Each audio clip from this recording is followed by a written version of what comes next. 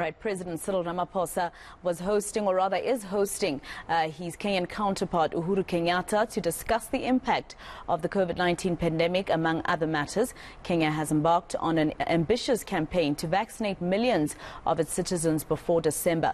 It's also on track to start local manufacturing within the first quarter of 2022. To talk more on this visit, we're joined by Africa and international relations expert Charles Sinkala, who's joining us now from Abuja. Thank you very much, Mr. Sinkala, for your time here on eNCA, and welcome. Now, first of all, this visit, I think, should be more important for the Kenyan president, Uhuru Kenyatta, especially because South Africa trades that side, or rather exports to Kenya a lot more than they export this side. Yes, indeed. It could be in that way. But I would say that it's a mutual benefit. The Kenyans has to do more to export more to South Africa against the $500 million South Africa exports to Kenya. But I think this is a sense of going forward. Some of the issues that Kenya faces is that they could not supply directly to South Africa. They talked about in their closed-door meeting in Pretoria that Kenya supplies flowers to Amsterdam, and Amsterdam brings those flowers to Woolworths in South Africa. So those are one of the hurdles that they have to talk of to ease the Africa trade agreement. Now, Mr. Sinkala, I think what's also important is the visit of the Kenyan president being taken to one of our facilities in Gqeberha, where we actually, produce the Johnson & Johnson vaccine against COVID-19. I think what was important there is that both statesmen agree that Africa needs to start creating its own medicine for Africans instead of relying on the world and all the expenses that are involved there and the patency. Yes, indeed. I'm very happy about Cyril Ramaphosa's call for Africans to manufacture locally the vaccines. It could be for COVID-19 or any other illnesses that Africa might face.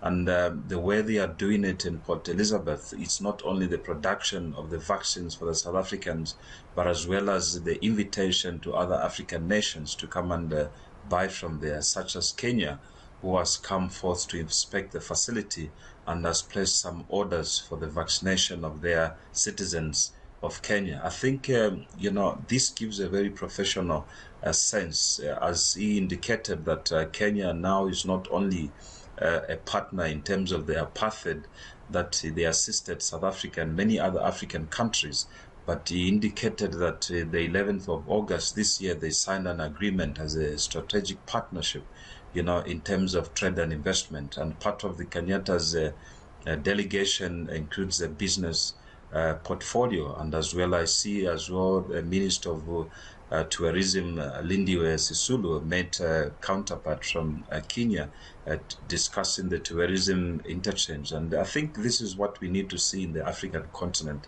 At least each and every month we need to see an African leader who comes with a delegation to South Africa or go to Kenya or any others, and reduce the influx of African leaders going overseas in New York or Amsterdam or any other places. What are some of these barriers and bureaucracies that both statesmen are talking about? Is this one of the reasons why we don't get a lot of exports from Kenya? Yes, I think internally Africa hasn't had a very good free flow in terms of trade. Our borders takes too long, to supply. You see that trucks taking manufacturing products outside South Africa, they spend nearly on average 7 days at one of the borders, either Beitbridge or going to Zambia at Chirundu border, for them to go to Tanzania or Kenya on the east part of Africa. Same with the west part of Africa. So, and as well as the system of government, like I just flew from South Africa on Saturday, had to pay $116 to come to Abuja, Nigeria for the conference, so these, we do not see them in Europe, where Europeans have their European passport and they are free to move through Germany and France.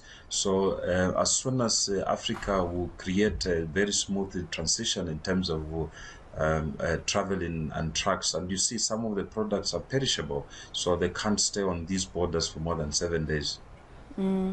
Just very quickly, while I still have you, Mr. Sinkala, I think what was also very important about this particular visit was that they signed, I believe, 8 agreements covering issues involving even health and diplomacy, training, etc. You spoke about tourism, for instance. Both these countries are very important in the different regions that they are in. The Kenya Republic is the biggest economy in East Africa. We are the biggest here in the SADC region. So it's very important that these two countries form some type of relationship. But I want to talk to you about the security. Should we be concerned about the security of Kenya because of its close proximity to war-torn Sudan and Ethiopia that is battling terrorist attacks?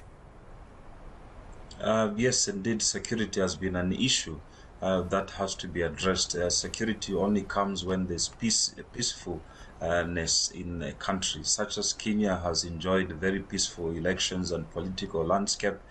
We can learn also from Kenya that President Uhuru Kenyatta, how he negotiated and they had dialogued with the Raila Odinga, now is part of the government, to avoid such as a disunity in the country. And I think South Africa as well might benefit on the infighting they have in the ANC as the leading government in South Africa. Yes, the proximity poses a challenge, but Kenya is very solid in terms of security. They've got very strong security cluster that protects the Kenyan government, and I'm sure within the region, Uhuru Kenyatta has been a senior man on the other side, is doing everything possible to end the conflicts in Sudan and Ethiopia. We can see now that there's a new agreement there in Sudan that has brought in now a transition government to bring back the prime minister who was incarcerated or house arrest for quite some weeks now. That region shall now come to a situation that peace now be restored.